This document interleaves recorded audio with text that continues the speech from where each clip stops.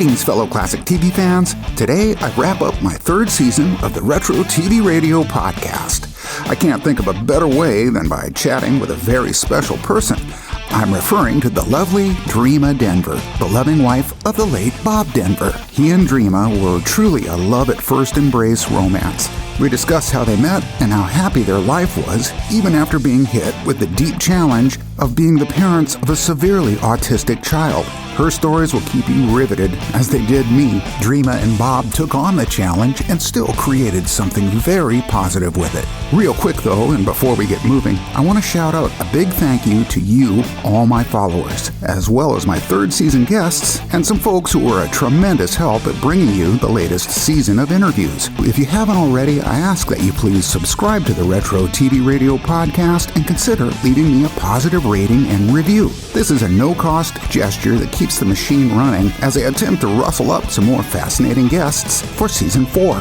I want to thank all the folks who joined us for the third season. They include master celebrity photographer Johanna Sigmund, Adam Weissmuller, actors Ronnie Schell, Wesley Ewer, Kathy Coleman, TV's Michael Gray, Tina Cole, John Davey, Lee Purcell, Dee Wallace, Loretta Swit, Ruta Lee, and of course today's guest, Dreama Denver. I also want to thank a few dear friends, Derek Zemrak, Kathy Garver, Hank Garrett, and his lovely wife, Deanna Marie, Harlan Bowl, and Jerry and Teresa Mathers for all their wonderful support. And now, on with the Season 3 finale.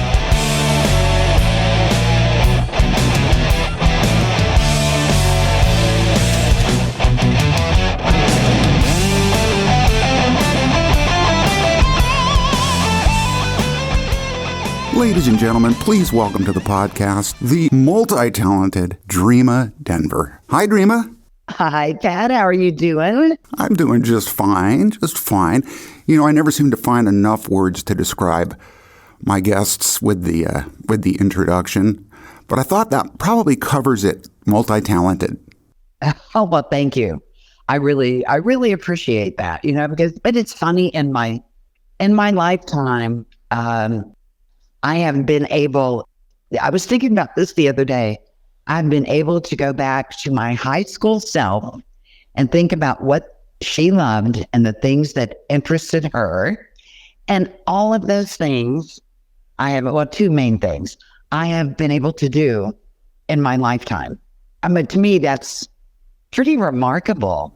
You know, you think about the dreams you have as a kid. I wanted to be an actress, and I got to do that in my young adult life, and married Bob through all of that. Bob Denver. Who? Bob Denver.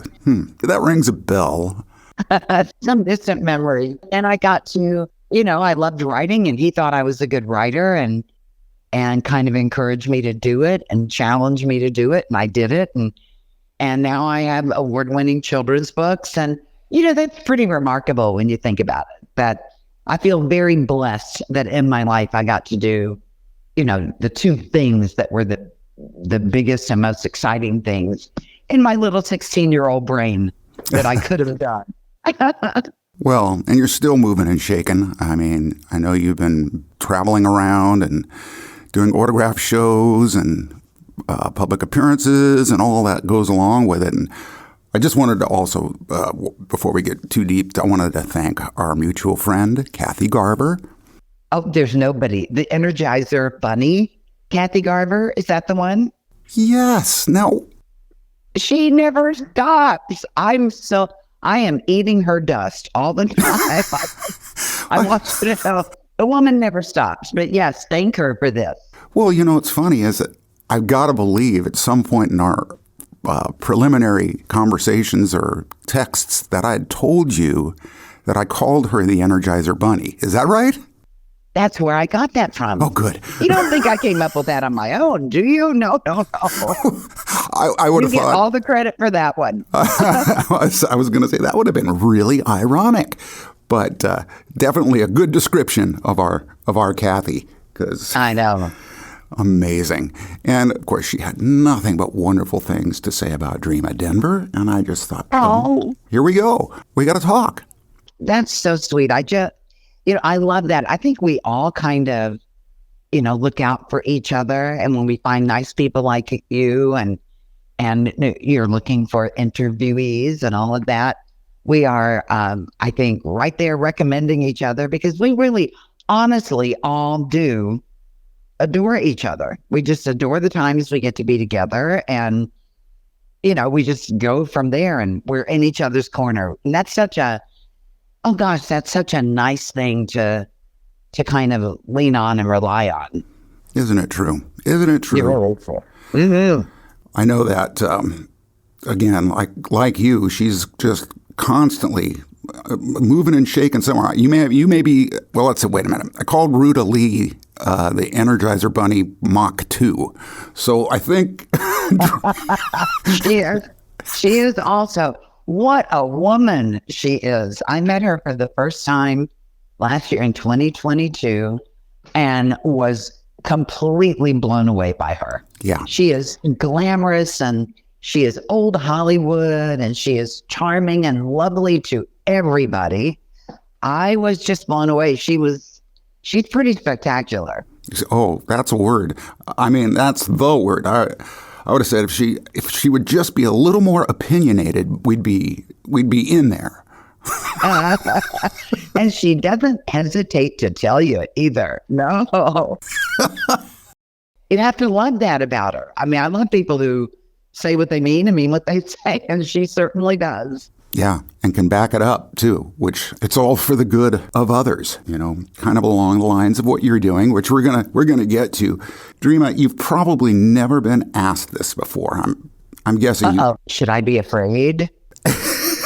Or be ready to laugh because it would be so dorky for me to say, what was it like being married to Bob Denver? Oh, you're right. I've never been asked that question. Man, that is so creative of you. I love it. Thank you. You're welcome. What was it like being married to Bob Denver?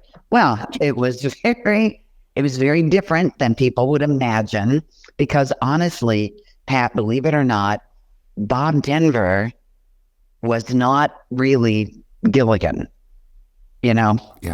I mean, he wasn't that character in his real life. And so I have to tell this story really quickly because when I first met Bob, I was an actress, and I went over to audition for a part in a show that was coming up, show called Play It Again, Sam, Woody Allen show. And so I did my audition. I was talking to the producer afterwards, and she told me I'd gotten the part. And I said, how excited I was. I was thrilled to start rehearsal, went through all that. I said, so now who's going to be starring in the show? And she said, Bob Denver. And I stopped for a second. I said, Gilligan? Seriously? She said, yes. And I said, honestly, you're telling me that I have to kiss and do love scenes with Gilligan, really? And she said, well, if you want the part, yes. And I went, oh, I want the part. But like I think most people, I mistakenly thought of him as that character because that's what he was so famous for. So, right. The thought of kissing and having little love scenes with that character was just so far-fetched in my head. I couldn't even imagine it. But of course, as it ended up, Bob Denver was not, Gilligan. The thing that Bob had that I really think was very Gilliganish was that nature, that kind, gentle nature that Gilligan had.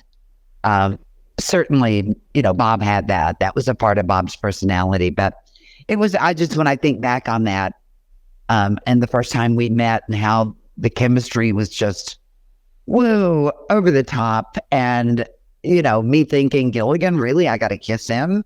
And 30 years later, I was still kissing him. So, it was pretty amazing. I feel very blessed by that too, to have found a great love in my life. That's a wonderful thing. So was it love at first kiss? It was love at really first handshake. I mean, I guess it wasn't love because we didn't really know each other, but there was a huge attraction there. And the first day of rehearsal, I got there first. I was talking to everybody in the cast, and this is kind of a weird little story too. There was a marquee in front of the theater that said Bob Denver starring in Play It Again, Sam, also starring Dreamer. Dreamer Perry, which was my maiden name. And so I was there talking to everybody, and Bob arrived at rehearsal, and he hit the doorway calling out, "What the heck is a dreamer?" And I put my hand up and I said, "That would be me." And he walked over and he said, "Your name is Dreamer?" I said, No. My name is Dreama," which he thought was every bit as weird as the Dreamer name. He was like, "Dreama? Seriously?" I'm like, "Yes, seriously." So we shook hands, and honestly, we touched hands, and the cast talked about it later. I mean, it was so obvious. We just went, "Ah, there you are." That's what it felt like. I've been looking for you, and there you are. So from that, maybe not that moment, but shortly after that moment, within a week, we were considered a couple, and we were together for 30 years until Bob passed away. That's beautiful. It sure felt beautiful to me at the time, let me tell you. I thought, if you'd have came back with, "I am your Dreama Come True," is what I am. Oh, darn, that's such a good one. Oh, okay, now that is the brand new one that nobody's ever run by me, and I like it. I'm going to use it from now on. Awesome. I'm your Dreama Come True. Oh, that is so good, Dad. I love it. Oh, see, it's that kind of cleverness that usually gets me in hot water. But well, you're doing great with me. I'm your Dreama Come True. I love it. I should use that in maybe in jest before I tell the actual thing. But I love it. I love it. It's good. Well, you do have a tie to the East Coast, and it's obvious because I'm calling you at 8 a.m. and it's 11 a.m. out there. Right. Am I calling West Virginia? Is that where I'm calling? You're calling West Virginia. I'm on top of a mountain, living a nice, quiet life, which is, well, you talk about how busy I am. Actually, a lot of the time, I'm on top of my mountain with, my house here, and then across the road from me. I know we haven't talked about this yet, but it's my son's house. Bob and I had a special needs son, and so he lives there with across the road from me with caregivers, and we just hang out on top of our mountain. It's really beautiful. We just had the most amazing week of really beautiful fall leaves and lovely weather, but that's ending today. I'm watching the trees get bare as we speak, so but it's good while it lasts, Yeah. Oh, it is. It's gorgeous there. I had the pleasure of visiting West Virginia once when I was out performing music, and we played at the Harvest Festival, the Apple Harvest Festival there. Okay. I want to tell you what town it was in, but I can't remember because it was 30 years ago. But I just read something about the Apple Festival or the Harvest Festival, and I don't remember either where it is. Well, these festivals are always in some little. There are very few places in West Virginia that are easy to get to.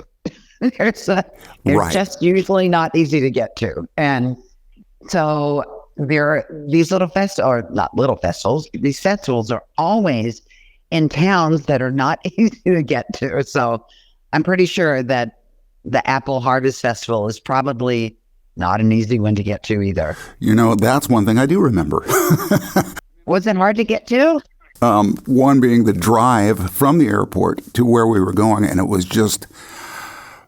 was astonishing how beautiful that country is. I was pretty. blown away, and it took us a good hour and a half. So there was that long drive I think you were talking about.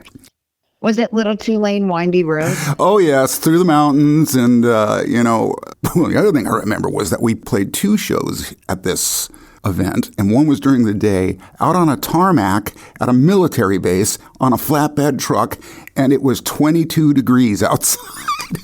Oh, my gosh. Oh, no. I couldn't get my fingers to move. I am sure you couldn't. Wow. It would have to be like this time of year, Yes. right? When we're talking apple harvest and all that.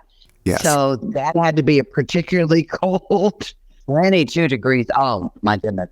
If I had any argument with West Virginia, and it's not West Virginia's fault or anything like that, but it's like every 3 seasons of the year, I go, it's so beautiful here. I love it so much. And then there's that one season that I go, now, why am I here on top of the mountain? Why do I do that? I don't remember exactly why. And then spring finally comes and I go, oh, okay, there you go. That's why. Yeah. Well, now, so I don't have the history, the chronological history about how you guys ended up there. I know Bob was way into, he became an adopted West Virginian. What was the attraction? I grew up here in a town about 9 miles over from where I am now. So that's the reason West Virginia was even on the radar. Bob was actually the one who wanted to move back here. We had our son. When our son was 2 years old, he was diagnosed with severe autism. He was going to have full-time care. And a huge part of the reason that I wrote my book, Gilligan's Dreams, was because, everybody knows Bob as the characters he played. If you're old enough, obviously, you remember him as Maynard G. Krebs on Dobie Gillis, The Many Loves of Dobie Gillis, that he was the breakout star, kind of the Fonzie of that era of television. And then from that show, he was given his choice of, scripts in any show he wanted to do. And he chose Gilligan's Island because he really wanted to do physical comedy. So that's what got him going there. And now what were we talking about? Well, how we ended up here. Okay. Well, we ended up when we realized our son was going to have full-time care. And again, the reason I wrote the book was people who admired Bob and loved the show. I wanted them to know who he was as a man, as a father and a husband, and the fact that, again, like I said earlier, he was nothing like the character of Gilligan, except his sweetness and his gentle nature. But we decided that after our son was diagnosed, the full-time care was going to come from us. There was no discussion. There was no debate. It was just like, no, we'll do this. We'll take care of him. And we were at the time living in Las Vegas during the first boom in Las Vegas. That first, it's boomed, 2 or 3 times since the early 80s. But this was like the first boom in Vegas where everything we had a little house that we were renting out in the middle of the desert. Nobody around us. In the 5 years we were there, we ended up being sandwiched in between, in front, behind us, everywhere, houses. So it was during that, but we were in Vegas and we just we wanted some place quiet and off the beaten path. And Bob said, why don't we go look at West Virginia? And I had never, ever imagined coming back to West Virginia. So I was kind of like, I said, now, I have a lot of family there and they're going to want to bring, the friends over to meet you. And we're going to be trying to take care of Colin. He said, twice a year, we'll have a reunion in the summer and we'll have a Christmas party at Christmas and people can bring their friends over then. I'll meet everybody. And so that's kind of what we did. So Bob spent the last 20 years of his life with me giving full-time care to our son. 20 years. Yeah. 365 days a year. He set aside Hollywood. Doesn't mean that he, gave it up entirely. He would do guest spots. He would do personal appearances. And that kind of thing, because he had to bring home the bacon. But other than that, he was with Colin and me, and we were, he was that way until Bob was diagnosed and until he passed away. Yeah, I mean, I have. It's funny. We were just talking about how I'd traveled through there, and the guy that I had traveled through with was a very prominent soap star. And I still actually play with him every now and then. He's still on General Hospital, and he had a son that had severe autism, and so I got the privilege to experience what it is firsthand, to be able to understand what it is, and to understand what the parents have to not put up with, but go through and have it's the most incredible example of how love beats all. I mean, any hurdles. And that's a hell of a hurdle. It is the hurdle. It's depleting in every way. First of all, Bob and I loved our son just the way any parent out there loves their children. Sure. I mean, we loved, and he needed us, so much. And I don't know, it was just a given that we would do it, and an honor to do it, but it really, truly an honor to do it. But it was depleting in every way something can be depleting. Physically, financially, emotionally. Yeah. It just takes everything out of you, because as a parent, you want to fix it. You want to make it okay, and you can't. Yeah. You can help it along, and you can certainly, do things to try to improve the quality of life. And Bob and I ended up just feeling, we did a program with him out of Philadelphia for, about 4 or 5 years, when he was quite young, when he had first been diagnosed. And this program was wonderful, but it was 24 hours a day, no days off, no time off, no holidays, no birthdays off. You had to work every waking moment that you were doing this program. We did that. And then at some point, and I write about this in my book, at some point we just, decided that for us, this would not be true of everybody, but for us, the thing, we loved him, and we loved him the way he was. And this thing of trying to constantly, force him to do things he didn't want to do, or you had to be, master, motivators to get, an autistic child to really do just about anything. At least in our case, it was that way. And, we just decided we were going to work with him gently and kindly and easily, because we were all worn out from the 5 years that we had done. And we were just going to love him exactly the way he was. We wanted him to have a good life where he felt safe and loved and cared for. That was our main goal right there. And we managed to do that. Now, don't think that when Bob passed away, 20 years, Colin was going on 21 at the time. Don't think that Dreama, being left alone as the sole caregiver, Colin was my responsibility. No Bob with me anymore to bounce ideas off of. I was scared to death.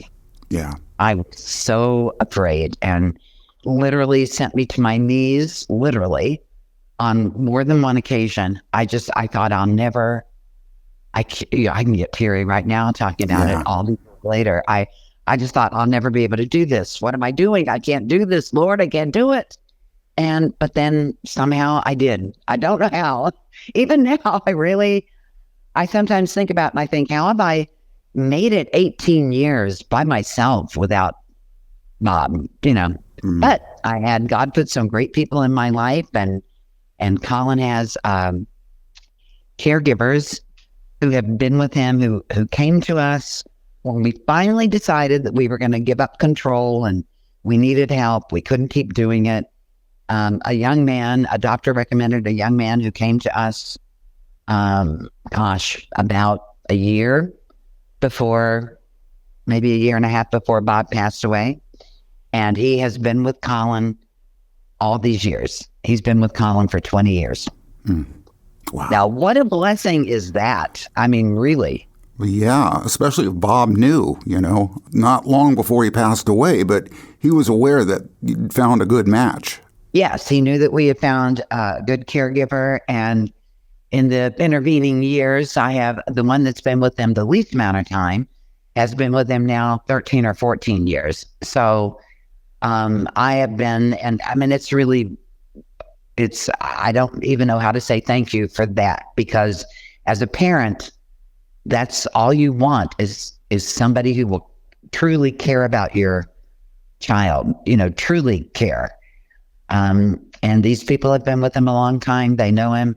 David has been with him as long as his dad was with him. So, it's just a blessing all over the place.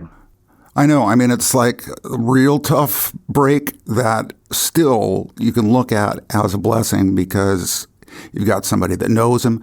The trigger points, I mean, all of that. Like I said, I'd seen it firsthand, and you are to be commended. I mean, it's a Herculean task to care for someone like that. That is just, And you honestly get, I don't know, sometimes it's hard to see this when you're in it, but later on, I know 10 years down the road after Bob passed, I had been so scared. And it was about 10 years down the road when suddenly I looked back on my life and I could see how the people, it's so hard to explain this, but the people I needed, like a David, like, caregiver for Colin, people that I needed for different aspects of my life, now that I was alone, came into my life right when I needed them. I mean, it was, I didn't recognize it in the moment, in real time. And yet 10 years later, looking back, I went, now, wait a minute, when I needed, somebody who was really good at organization and all this, the woman who ended up becoming my assistant came into my life out of nowhere. I mean, it was just things fell into place. I would like to think that Bob orchestrated a lot of that because, he would be looking out for me if he could. And I don't know, it was just miraculous when I looked back. So now I try to recognize all of that in real time. When something's happening or somebody comes into my life, I try to recognize it as it's happening, as opposed to looking back a decade later and going, oh, wow, that's cool. I suddenly have 20/20 vision. Look at this. I know. I was like, where was I for all these 10 years that I didn't see it as it was happening? So, yeah, and you do learn a lot. I know it sounds like rationalization, but when you have a child with any kind of special need, it gives you empathy. As a matter of fact, I'm doing on Thursday, I'm keynote speaker at the West Virginia Families Conference, where I'll be speaking about our situation and the things that we did. And what's good about that? Because sometimes people have stories. I have a story for sure, but when I give speeches like this and people want to share their stories with me, there are people who have stories that are just, whoa. Yeah. You just go like, wow, I can't imagine that. But what I have to remind myself, because sometimes I think, what I have to say doesn't come close necessarily to what this person went through or that person went through. But what I found out is, when Colin was diagnosed, both Bob and I found some comfort when we found out that John Travolta had an autistic son. And when we found out that Tony Braxton had an autistic son and Jenny McCarthy there's some kind of comfort in that when right. You're not the only one. Yeah. And so for the people who love Bob and grew up watching him and ran home from school every day to see him, then I think that's a comfort to them, because Bob Denver, that they loved, who was so famous, recognizable everywhere he went through almost the same thing that I'm going through. I think there's comfort in that. Yeah. Well, and of course, you both found ways to give back. I mean, with the books, the Denver Foundation, right? Yeah. I mean, tell us a little bit about that. Well, the Denver Foundation, yeah, we established that. I want to say, I do remember exactly, but back in the 90s, obviously before Bob passed away, and it really was in honor of Colin, and we wanted to be able to do something to give back or to help families dealing with special needs here in West Virginia. We really wanted to do something in that way. And what we ended up finding out about was in the year, I think it was 2000, the FCC opened a window for regular folks to own a low power FM, an LP-FM radio station. So we found out about it. We applied for that. If you had one of these, it had to be nonprofit, and you couldn't make money on it or anything like that. It had to go, to some kind of nonprofit charity work. So we started a radio station that the New York press ended up calling Little Buddy Radio. Perfect. Totally perfect. But, and it does have call letters and all that, but nobody knows them because everybody calls it either Little Buddy Radio or LBR. Oh, right. You got to call it WLBR. You got to throw the W in. We tried that when we were picking out call letters. We tried that. It was taken already. Of course it was. But at any rate, the Denver Foundation owns and operates Little Buddy Radio. So all the sponsorships on the radio station go into the foundation. And over the years, we have supplied, Bob passed away early on. So the foundation has been mine to run. And again, scared to death, not knowing exactly what I was doing.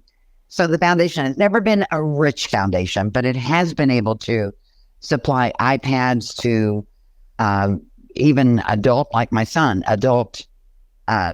autistic children or people for communication.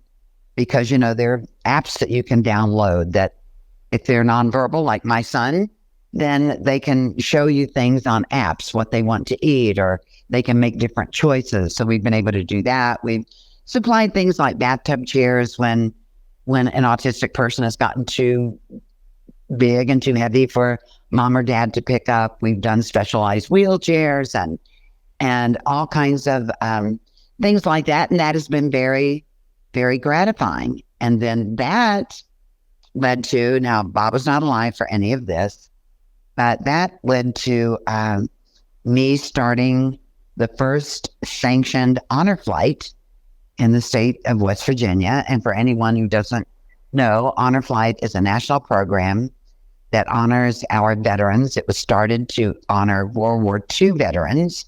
And back when I started Honor Flight in 2011, we still had World War II veterans here in West Virginia. There aren't that many of them now. But we honored them with trips to Washington, D.C., to see the memorials built to honor their service. And I tell you, of all the things I've done in my life, and I've done some pretty, things that I'm very proud of, this just, wow.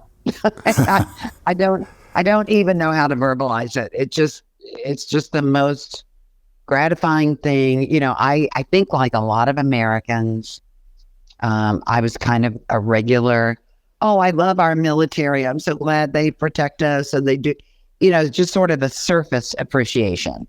But when I started Honor Flight, we started doing that. And I got to spend, time with them and hear their stories and what they had been through and how the World War II, especially, I love all of our veterans, but the World War II veterans are so grateful for any kind of recognition. They're so humble. They'll look at you and say, I didn't do anything. And you're like, well, no, you did nothing but save the world. Thank you very much. Exactly. That was a kind of a nothing to be doing. They're just so humble and wonderful and grateful for anything that you do to show respect for what they did. And I don't know, I have just become the most, I just love, really, a place in my heart, deep in my heart, loves and respects our veterans in a way that I never did prior to doing this program with them. Yeah. Well, see, that's just it. From all I'm hearing, you came out of the ashes and just filled your life with positivity and all the things that you do with the foundation and of course these flights. And that's just, all of that is so not only creative, but admirable. And God, what else do you want? I want to be creative and admired at the same time. Please. Thank you, God. Well, and that's the truth. I'm thanking God every step of the way. It's not, I don't want people out there part of the reason I wrote my book is when Bob passed away. I remember back when Amazon was basically a bookstore. Do you remember that? Those days. In 2005, it's really, true. that's where you went to look for a book. It's true. But Bob passed away in 2005, and Amazon was Amazon Books, basically. And so I went there trying to search for anything, any book, anybody who had been through what I was going through, who might help me get through it. And when I decided to write my book, that was, again, part of what my plan was, to show people that you can get through it. But I don't want anybody listening to think that, snap, snap, you're through it, because it doesn't work that way. It took me, Bob died in 2005. I founded Honor Flight in 2011. The foundation was already in place, so I just had to try to figure out what to do with it. And then again, people came. The man who's my manager now, Burke Allen, out of Washington, D.C., he came into my life. I met him at a book signing. He took an interest in the foundation and what I was trying to do with it, and had been a fan of Bob's, and said to me, well, let me see what I can do to help. Decide what you want to do, and we'll figure it out. So, I was just blessed. So many people came into my life that were perfect, but it didn't happen overnight. That is the thing. Yeah. Well, just so that I can get this in there, the title of the book we're talking about is Gilligan's Dreams. Gilligan's Dreamer. Well, it's almost that. I guess I should have. That was another thought that didn't actually occur to me. But Bob always called me Dreams. Always. Perfect. So the title in my head and in my heart, it was Gilligan's Dreams for, our son, for the foundation, for the work we had started together. And it was Gilligan's Dreams who wrote the book. Yeah. So I thought that title encompassed a lot of things that were important to me, and that I felt would be important to Bob. And he was interesting during our marriage, long before he was diagnosed, long before he got sick. He thought I was a good writer. So he would say to me, look, when something happens to me, because Bob was 15 years older than I was, so we always figured that's the way it would play out. And he said, when something happens to me, if you want to write our story, go ahead and do it. But if you do it, be straight with it. Tell it exactly like it was. Don't pull any punches. Lay it out there. And so that's what I did. Yeah. And it's the love story, how we met and fell in love, and how we got married. And we were married for 6 years before we had a baby. And those 6 years were fun and no responsibility, and a lot of time in Hawaii and a lot of time in the Rocky Mountains. And then we had a child, and life could not have changed more. Yeah. It was like the flip side of that coin. Suddenly we were, we had so much responsibility, and another human being that counted on us for everything. And it was, when I look back on it, it was just pretty amazing how different life became. But even though it became very different than it had been, all the playtime that we had together and romantic times and all of that changed, but it brought Bob and me closer. And, that, believe me, in the program that we did in Philadelphia, we'd see other families there, and they'd be there for one visit. 4 months later, you'd go back and they wouldn't be there, or the wife would be there without the husband because the husband split. I mean, it's a hard thing for a married couple to navigate, I think. Yeah. So the fact that we were, this sounds like I'm looking at my life through rose-colored glasses. Believe me, it was not easy, but it really did bring us closer. We just were so in each other's corner.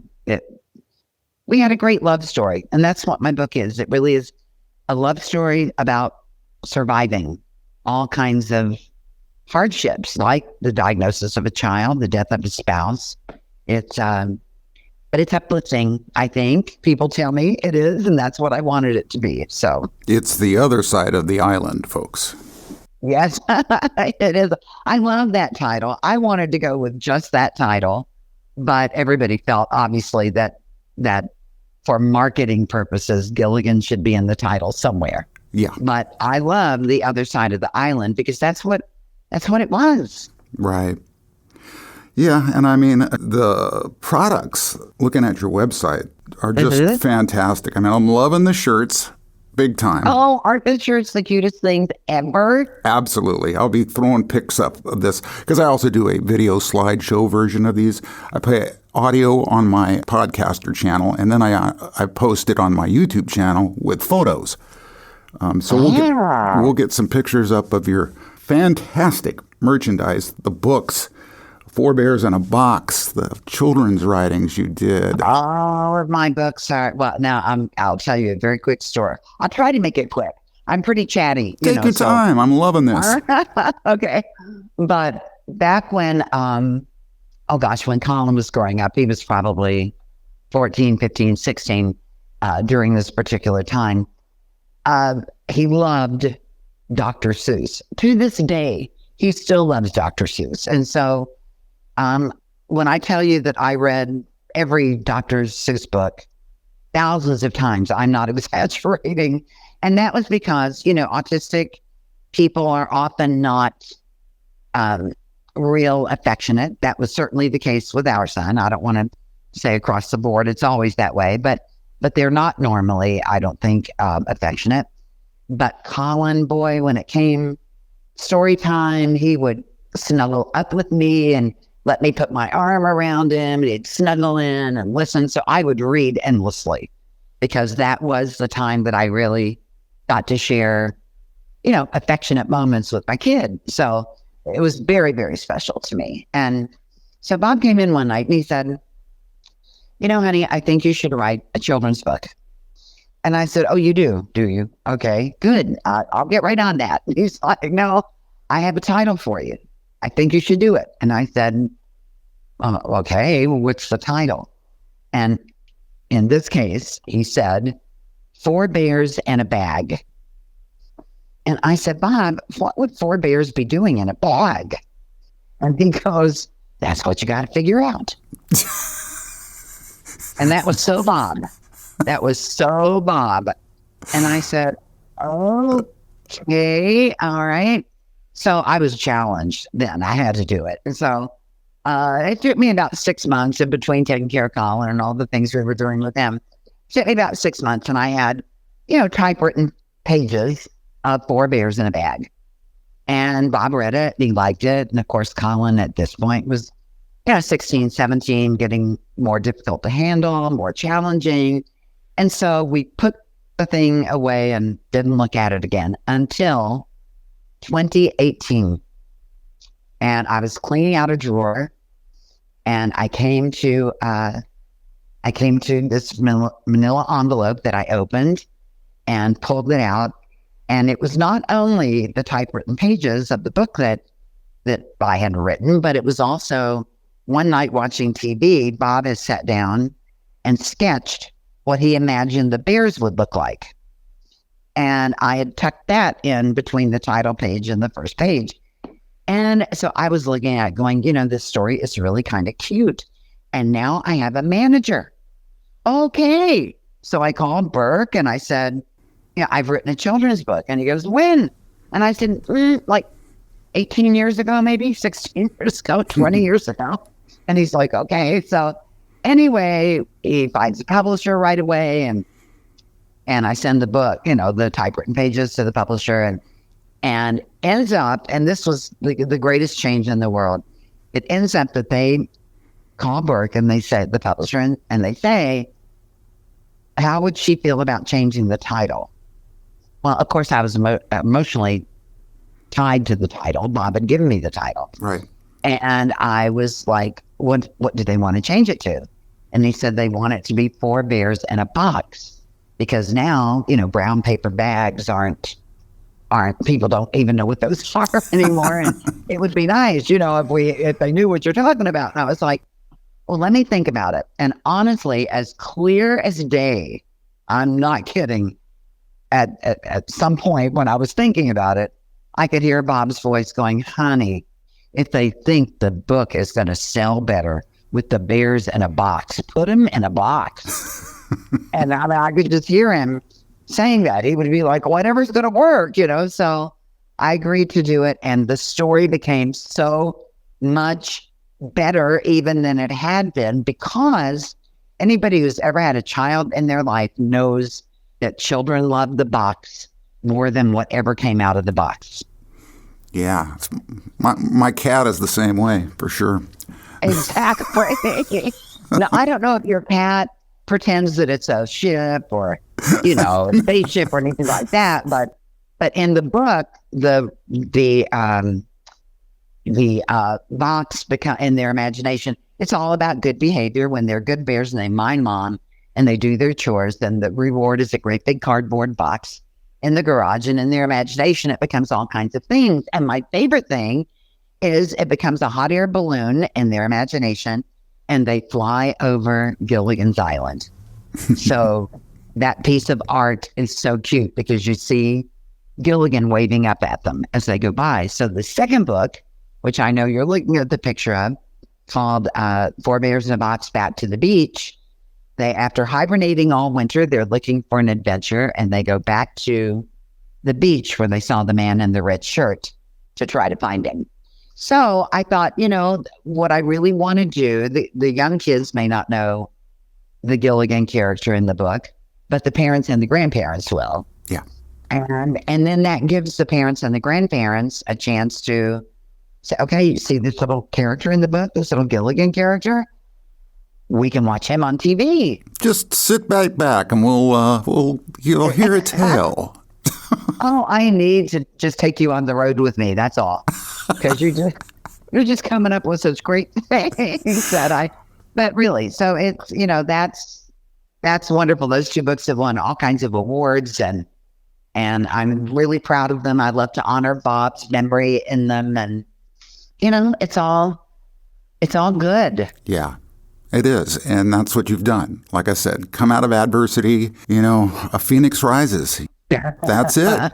Thank you. It doesn't, how to explain this. It doesn't, for folks out there who may be going through something similar to what I went through, it doesn't always feel like that. Yeah. Sometimes you feel very defeated. Sometimes I feel very lonely. I have, a great network of friends and little families, like my headline book families and my, Mayberry Days family. I have all kinds of little families like that I love and adore and appreciate so much.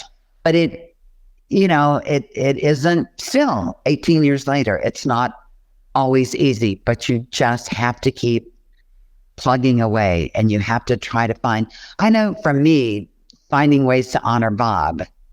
And of course, now I'm in a separate category in that my husband was well known, and a lot of people, if I talk about Bob Denver, people know who I'm talking about. But I think there have to always be ways that you can honor, the spouse you lost, or God forbid, the child you lost. I think there are ways to do it, but it doesn't mean that every day is easy, but it sure does. Doing things like this, doing interviews and being able to talk about him and see that people still remember him and care about him and love the show.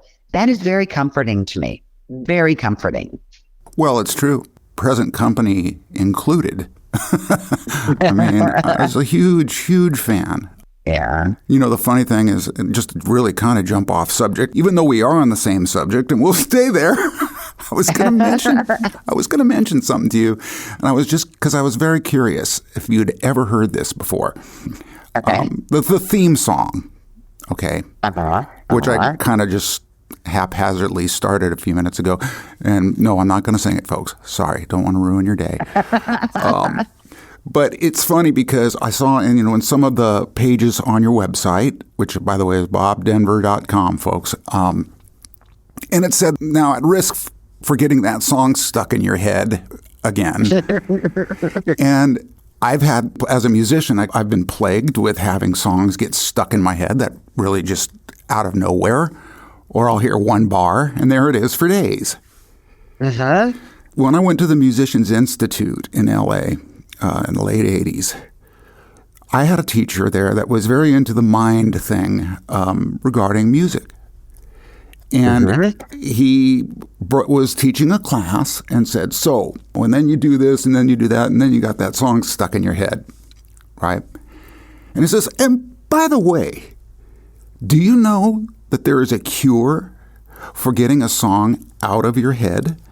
No. What is it? Oh, he said this to you. Okay, I thought you were saying it to me. Well, I kind of am asking you that too, Dreama, because guess what it is? What is it? The Gilligan's Island theme. Now, then don't you have that one stuck in your head? believe me, everybody was like, what do you mean? I mean, it's in my head right now. I can't get it out. He says, no, just make sure that you go through all 3 or 4 verses. Because what happens is that it changes keys. Every time, for every verse, it moves up a half step.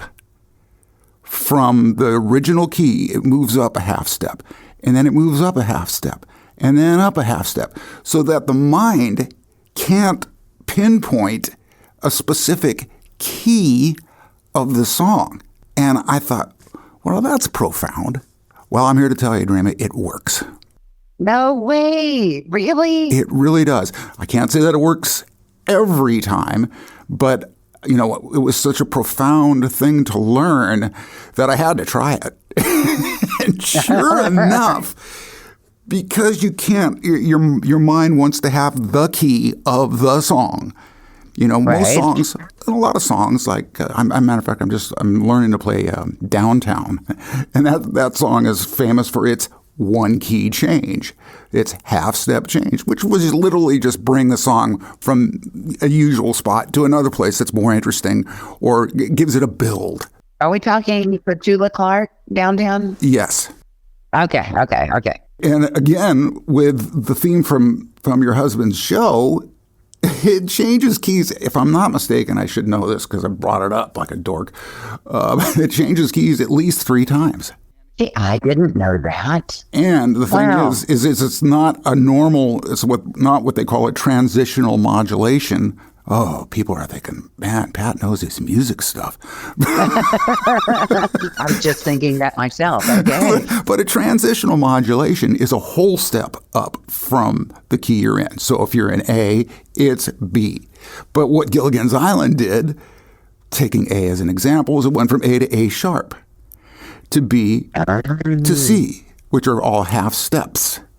I'm not sure, don't hold me to that, folks, that's the actual keys. I'm just using that as an example that there was no you are here on the map, is the way this teacher explained it, which your brain needs to have a song stuck in its head. And I thought, isn't that something? I wonder if Dreama has ever heard that before. I've never heard that before. I've heard about, oh gosh, I wish I could think of an example.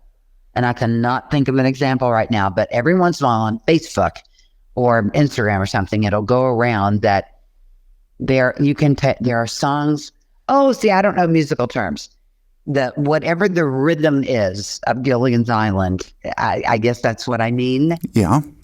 But the rhythm, whatever it is, that there are famous songs that you can sing to the tune of Gilligan's Island because they have that same rhythm thing. See, I don't know what I'm talking about, so I'm not going to be very good at obviously explaining this. But I wish I could think of that. Well, I've heard that, and it's like, at the tip of my tongue, I know which ones you're talking about, and I will not remember. True. It does work. You can, these songs, there are 2 or 3 of them that I've heard about that you can sing, to the tune of the theme from Gilligan's Island, and they work. It's really fascinating. It's true. I mean, music is fascinating, but you can always take it down to the fact that there are only 12 notes. That's it. That's all you got. I think that has something to do with, and it has to do with I want to say like the 3, 4. I don't know what I'm talking about. This is the problem. Time signatures. Yeah. Yeah, maybe that's what I'm talking about. Yeah, I mean, rhythmically, you think of it, it's ba ba ba ba ba da ba ba ba ba da ba ba ba ba ba. That's the rhythm, not the notes. Ba da ba ba ba da ba ba ba da ba ba ba ba. That's the rhythm, without me actually singing. I kind of sang the notes there, but And of course, hey, look, I can make Stairway to Heaven fit into this. Yeah, exactly. Exactly. I don't think that's it. Matter of fact, I don't even going to try. But I mean, they do what they call. I think Stairway to Heaven might be one of them. You know what? It's like for some reason it's ringing a bell in my head. And I'm not sure why because I don't see how it could work. But I'm not going to try either. I just I was thinking it's funny because they do. There's a thing called mashups. That's the actual term. Yeah. Where they combine songs to create. Either lyrically or rhythmically, like you were saying, to the original, and it creates a whole different. It's an entertaining thing to do, mashing songs up. Not something I'd ever done, but yeah, it's funny because that stuck with me forever. Because I was like, I hate it when I get songs stuck in my head, and I know it's terrible. And it was like, okay, it's all right. Just sit right back and you'll hear a tale. And then you keep going through. But you don't just do one verse or you're screwed. You got to keep going up a half step. Oh, gosh. That is an interesting thing, though, to know. Thank you for the information. Yeah, I mean, it was very interesting. I learned it at a musician's institute. I didn't make that one up. I actually learned it from a college graduate. Higher learning. Place of higher learning, right?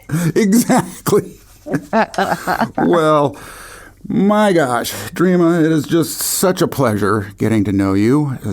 I know. It's nice to get to know you, too. Kathy spoke so highly of you and said you were one of her really good friends. So thank you, Kathy. Absolutely. You beat me to the punch, too. I was just going to say the same thing about you. But she said, oh, you're going to love Dreama. She's fantastic. And I went, well. Oh, I love that. I just feel so honored that I'm able to represent. I mean, I'm getting, as an author, I'm getting, fans of my own, which is lovely. But I tell you, representing Bob and talking to his fans and people who loved him and for me to be able to talk about him all these years later and people still know him and still care, that is just huge for me. And it's really opened the doors to be able to do things like the Happy Trails, Film and Television Festival, where I first met Kathy. And right. Oh, that's in your neck of the woods. That's in Virginia, right? Yeah. That's what I thought. Yeah. And Mayberry Days, which the wonderful thing about that, Mayberry Days, for anybody who loved Andy Griffith and who have never actually gone to North Carolina for Mayberry Days, so much fun. They turned that little Mount Airy town into Mayberry with the black and white police cars all over the place. And it's just, you feel like you've stepped back in time because there are all these tribute artists all over town, who play Barney and this one and that one. So it's great, great fun. But I only get to do that. You cannot be part of Mayberry Days unless you have some connection to the Andy Griffith Show. And that was, I know I said to Burke years ago, I said, yeah, I would love to do Mayberry Days. Bob did the Andy Griffith Show. I mean, that is like the third most known thing he did. It's first Gilligan, then Maynard, and then the Andy Griffith Show. And he did one episode of the Andy Griffith Show, which speaks to the popularity of that show.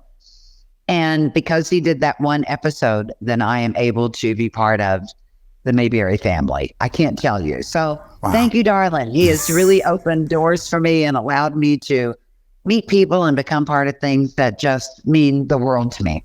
Yeah. No, and it proves beatniks are welcome everywhere, folks. Yes, they are. Like, wow. Like, it's so cool. I read that Schwartz was like, I don't want a beatnik on the island. Like, I know they offered the part to Jerry Van Dyke first. Right. Yeah. I mean, it'd have been good, but... Yeah, I could see him as Gilligan. And he wouldn't have been as good as Bob, but, No. But to hear him interviewed, and he talks about the fact that that he was offered Gilligan's Island, he thought, God, what a stupid show. That's never going to go anywhere. And he chose, what was it, My Mother the Horse? Oh, the car. No. It's not My Mother the Car? Oh, it is my mother the car. What was the horse one? The talking horse? Mr. Ed. Okay, so it was my mother the car. Yes. So he chose over Gilligan's Island because he thought it was so ridiculous. He chose my mother the car. Which happier. And I saw an interview with him many years later, decades later, where he's going, I can't defend that. I have no idea why I did that. Seemed like the lesser of two evils. Yes, at the time, it made all the sense in the world. Now it makes no sense.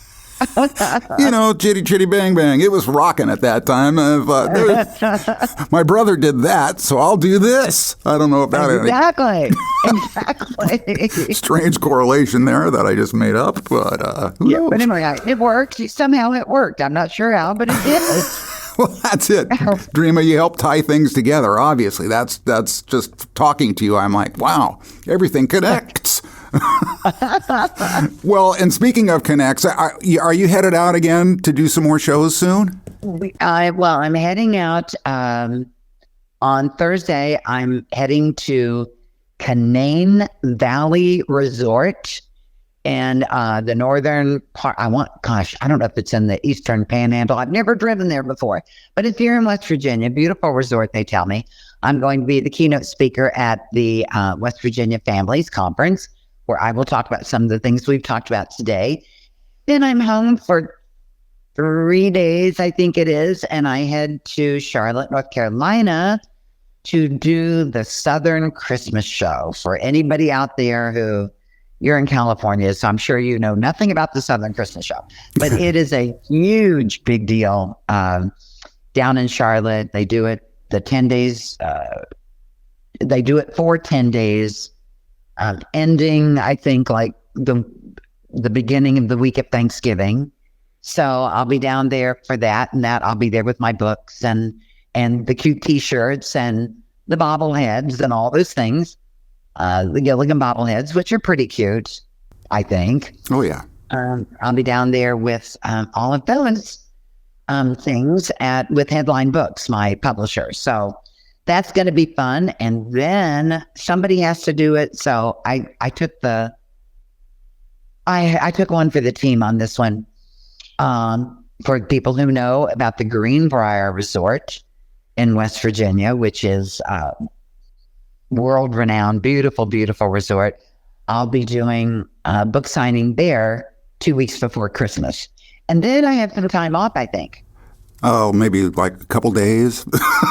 No, I think I have until probably mid-January. And then it will die down to nothing because, winter. And right. If there's a snowflake in the air, Dreama will not take her car off the mountain. Forget it. I won't do it. So I am not the snow driver. Don't ever want to be. And so, so it will, after the thing in January, it will calm down for a few months and then hopefully pick up again. Well, you can count on me to shout out and support everything you do because, let's face it, folks, she's on a mission, and it's a good one. And not just from the memory of Bob, which, of course, we all love, but, just how much deeper their lives were and now how enriched your life is. And again, it didn't come from being, like you said, through rose-colored glasses. It's through the adversity. And what you've created is so admirable. I just got to, because again, I know firsthand what you guys have gone through and what you go through. And it's astonishing the strength that folks like you have. It just blows me. I just don't think I could do it. I mean, love, I have 2 kids. That love, 5 miles over broken glass, sure, no problem. But it's interesting. I've said many times, if somebody had told me, 10 years before we got pregnant with Colin, what was going to transpire and how it was going to happen and how it was going to change my life, I promise you, I would have said, no, I can't. There's no way I'll ever be able to do it. But sometimes you, out of necessity, I guess, you surprise yourself, and it doesn't mean it's easy. It doesn't mean it's hard, but it means you dig down deep into something you didn't know you had inside of you. And you just, Create. You just keep going. Yeah, you just have to. I mean, I suppose you can get bitter and give up. I remember somebody saying to me early on, after Colin was diagnosed, some friend along the way said to me, "Oh gosh, if this had happened to me, I would be so bitter." And I remember looking at my beautiful little 2-year-old thinking, who had just been diagnosed, thinking, how can I be bitter? I mean, he's beautiful and I love him.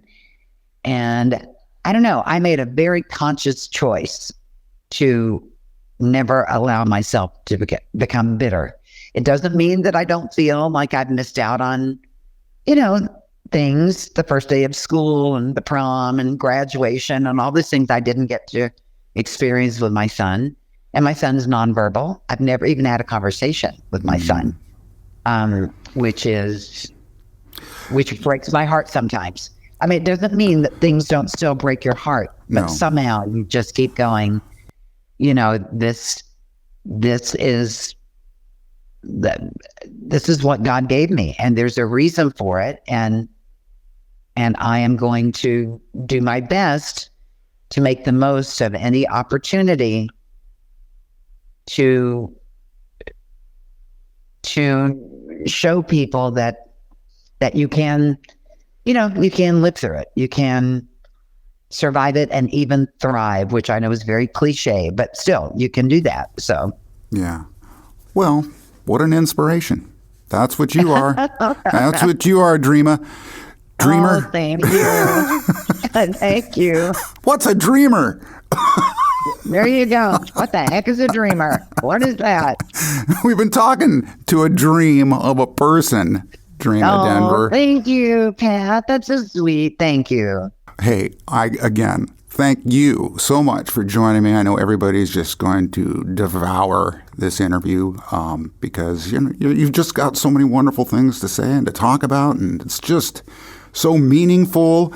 It's not just, I was married to this guy who's famous, that's it, story over. It wasn't that. It isn't that. It's a much deeper story. And like I said, the books are out there, folks, and definitely. Yeah, people they would love, if they were, fans at all, or even just if they'd gone through something like this, they would love Gilligan's Dreams, because I'm telling you, that book has won like 10 awards, and it is, if you go, folks, to Amazon, it's rated 5 stars. If you go and read some of the reviews, you'll see that it's, for an author, it's the most awesome thing, because what I wanted to do with that book, the way I wanted to touch people, and in the reviews, people will say something.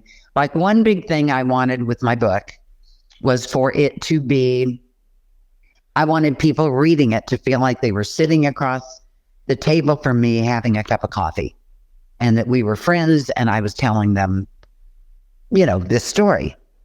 And that people say that all the time. Oh, it's like sitting with a friend. And I'm like, yay, because that's what I wanted it to be, a friendly book where you felt like you were part of it, part of the story and everything. So when those things come up in the reviews, it makes me feel really good. But I'm very proud of the book, and I can guarantee, for people who have gone through any of the things, and I have a lot of touchstones in my life, but any of the things I've gone through, you will find something, I do believe, inspirational, and something that will help you through whatever you're going through.